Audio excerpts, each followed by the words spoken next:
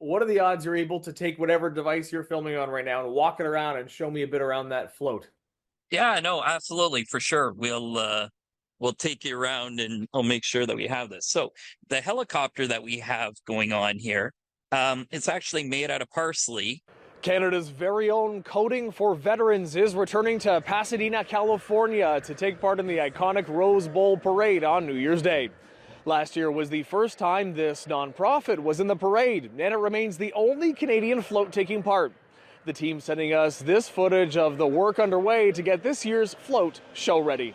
You'll see our Canada flag here, that will be a red and white carnations when it's finally done. This is the other side of the float, and you can see people here are cutting up flowers. This is actually where the person ends up driving the float. The executive director of Coding for Veterans explaining the core mission is what it sounds like: retraining former Canadian service members for a new career in software development or cybersecurity. They'll end up going from serving on the battlefield to now serving in cyberspace. So they still have that sense of mission, and it's really our honor to help them provide those stable careers for their families. Since its founding 5 years ago, over 800 military veterans have enrolled.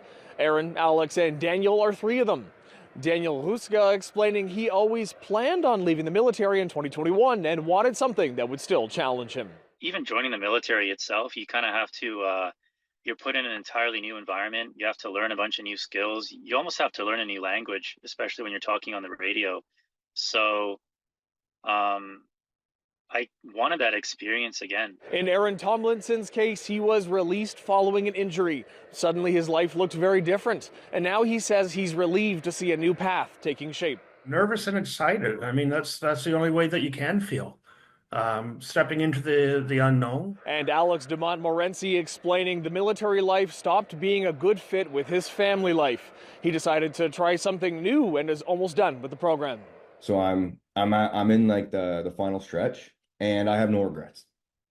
Looking back on it, I don't know if I've it's that sense of freedom that I have. In Canada, Coding for Veterans is affiliated with the University of Ottawa, while in the U.S. they have a partnership with the University of Southern California. In a written statement, the parade's president saying, in part, "We are especially proud to welcome back the Coding for Veterans float for its second consecutive year. Their dedication to helping veterans transition into new careers in technology is both inspiring and impactful." For City News, I'm David Zura.